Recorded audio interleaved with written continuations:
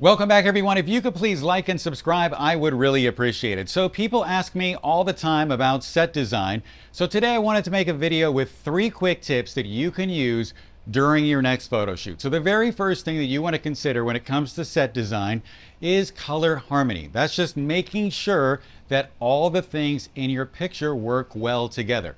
So for instance, if you've got a green background, you might want to use brown props and then pair that with, let's say, a blue top. All of those things, or a blue suit, all of those things would work really well together. Now, if you don't know what to do, you could just go online and look at this color harmony calculator, and I'll link to it below.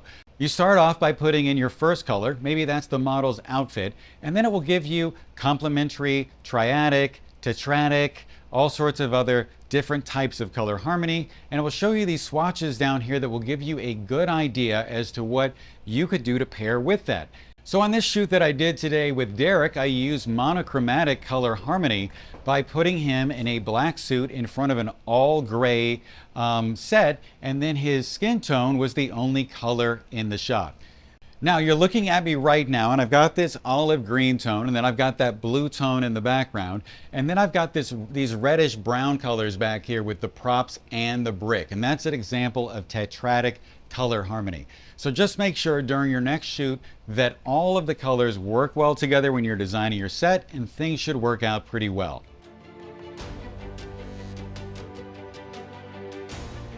The second tip that I want to give you today is sort of to vary the elevation of things in your set.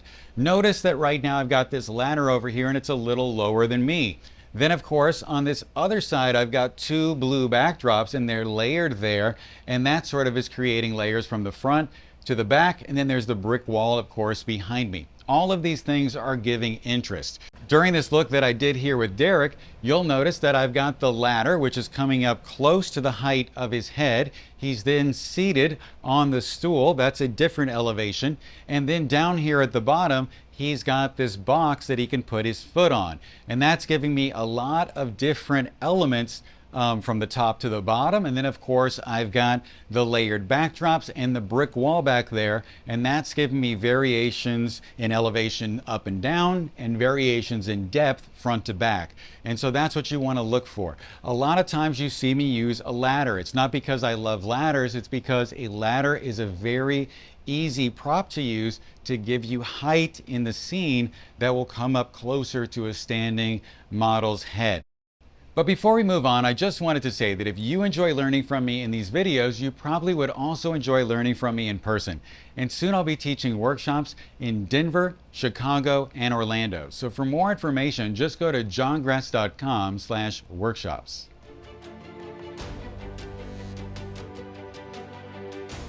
And the third tip that I could give you is to have everything look cohesive by having it all be either from the same genre or from the same era. So for example, a lot of times you see me use sort of this distressed warehouse look that's a little old-fashioned, or it's a film set, and that's a great example of things all being sort of from the same family. If I threw in there, let's say, a hot pink plastic sippy cup, that wouldn't really match.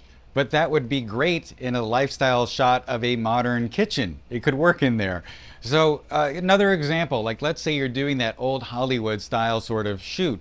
Well, you're going to want all your props to be from the 1920s to, let's say, maybe the 1940s, and all the styling as well, somewhere in there, give or take, because that's the time frame that's germane to that era. If you start adding in some mid-century modern pieces from the 1950s and 60s, it's really not going to fit. So you want to just make sure that all of your props are either from the same family or they're from the same era, and that way things will look a lot more cohesive on set. Now, the examples that I just gave you were sort of dated, but you can definitely have a contemporary look. I just wanted to give you 2 things that were sort of obvious in that family and that era. So just to recap, the first thing you should consider is color harmony. You want all the colors to play well together in the scene. The second thing you should consider is having elevation from the top to the bottom and depth from the front to the back. And of course, the third thing is to have all your props sort of from the same family, like that distressed warehouse look or that same era, either all contemporary or all old Hollywood or whatever it is, whatever the time frame is that you're going for. Hopefully that all helped and made sense. Just know that if you're just getting started with this concept of set design, know that the very first time you go out, you may not have a successful outing, and that's okay.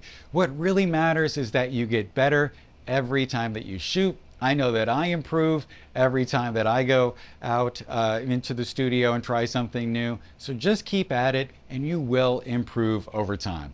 If you have any questions or comments, just leave those below. And as always, stay safe, have a great day, subscribe, sign up for the bell, all of that stuff, and I'll talk to you soon.